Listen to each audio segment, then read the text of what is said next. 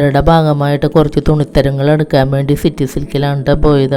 അവിടെ ചെന്ന് കഴിഞ്ഞപ്പോൾ ഒത്തിരി വെറൈറ്റി നൈറ്റികളൊക്കെ കണ്ടപ്പോൾ എനിക്ക് ആവശ്യമുള്ളതെല്ലാം എടുത്തപ്പോൾ എന്നോട് പറഞ്ഞ് ബില്ലടിക്കാൻ നേരത്ത് മാത്രം വിളിച്ചാൽ മതിയെന്ന്. അങ്ങനെ എല്ലാ തുണിത്തരങ്ങളും എടുത്തു കഴിഞ്ഞ് വളരെ സന്തോഷത്തോടുകൂടി നല്ലൊരു തുകയായ സന്തോഷത്തോടുകൂടി ഇറങ്ങുകയാണ്. 7 മണിക്കായിരുന്നു കേക്ക് മുറിയൊക്കെ കേട്ടോ. അപ്പോൾ അതിക്ക് മുമ്പ് പ്രാർത്ഥന കഴിഞ്ഞ്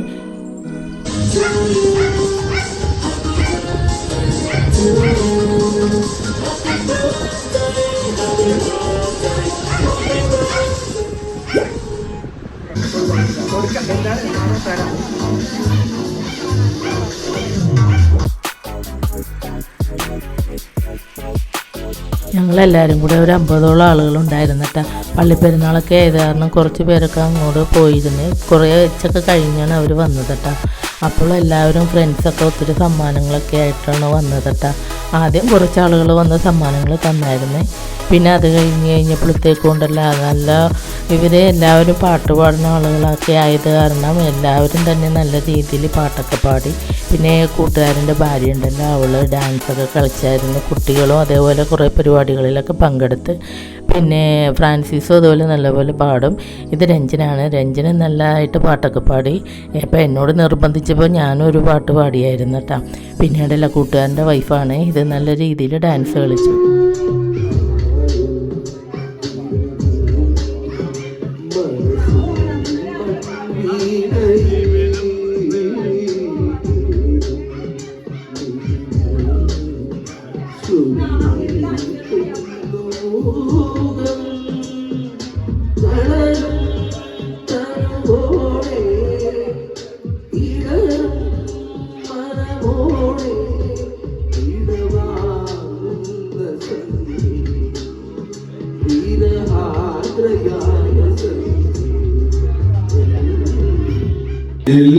ഇല്ലാത്തതെല്ലാം ചിലച്ച് തമ്മിൽ തല്ലാത്ത തല്ലും പിടിച്ച്